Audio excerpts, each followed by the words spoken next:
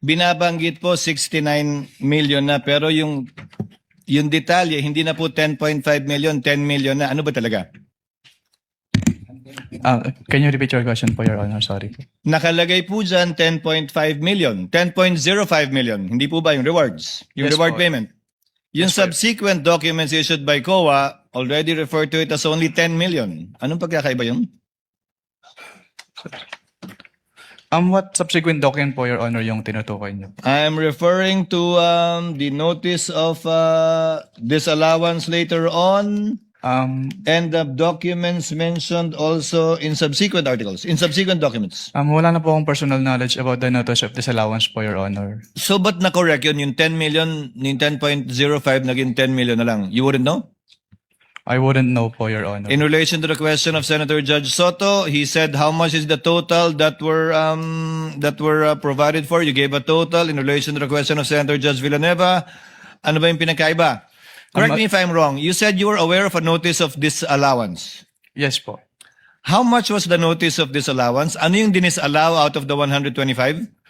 Sa pagkakalala ko, around 73 million pesos po, Your Honor. So out of 125 million, 73 million lang yung finally dinisallow ng COA dun sa notice of disallowance. Yung balance, inoke niya. Ang makakasagot po niya, Your Honor, yung next witness po. Since, No, if you're familiar with the notices of disallowance, you testified, Attorney Wamil, that AOM, notice of suspension, notice of disallowance. So sa dulo, pag iba na yung amount na nakalagay doon, marami nagtanong kanina, yung dinisallow lang ultimately is only 73.287 million. Posibleng magbago talaga yun, di ba? Yes po, Your Honor. So yung AOM mo, yung kabuuan ng 125, yung AOM mo pangalawa, kabuuan ng 125, yung notice of disallowance mo, ay yung notice of suspension mo, kabuuan ng 125, pero posibleng iba na ang amount ng notice of disallowance rather. Yes po. Depending on the evaluation po kasi yun nung nag-audit po. Now, one final question for this round as well. Let's focus on the failure to liquidate and notice of demand. Yung AOM po ba may failure to liquidate na at notice of demand na? Wala pa. I'm citing paragraph 8.3 of the IJMC. Kapag AOM po kasi, Yes or no? wala pa po.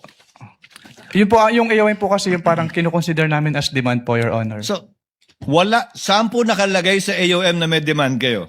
Kasi ni-require po namin sila na to comply with the submission po of the documents. Attorney Wamil, there is a big difference because your notice of suspension, does it include a demand?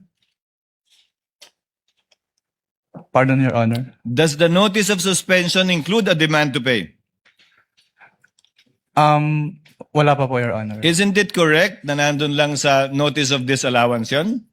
Based on the joint circular po, doon Yes. po ni-require po na mag-restitute. Sa notice of disallowance na. Yes. Wala sa AOM, walang demand sa notice of suspension, sa notice of disallowance. The demand to pay po, yes, Yes. Your Honor. So, when will the presumption come in?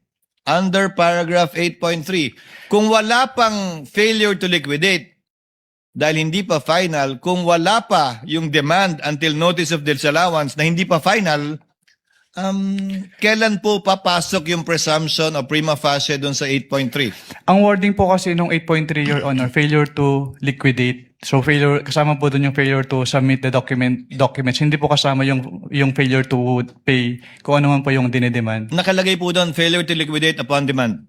Yes po. So ang sinasabi po doon ay isubmit yung complete documents with the ICPAW. So, pag hiningi nyo at hindi pa nasasubmit, failure na yun sa palagay mo? Yes, sir. Kasi ang sabi lang naman po is upon demand na hindi sila nakapag-liquidate po. That is your interpretation, sir, correct? That is not found in the GMC. Ang binibase ko lang po dun sa provision po ng GMC, Your Honor. Sa interpretation mo nga ng GMC. Yes po, Your Honor.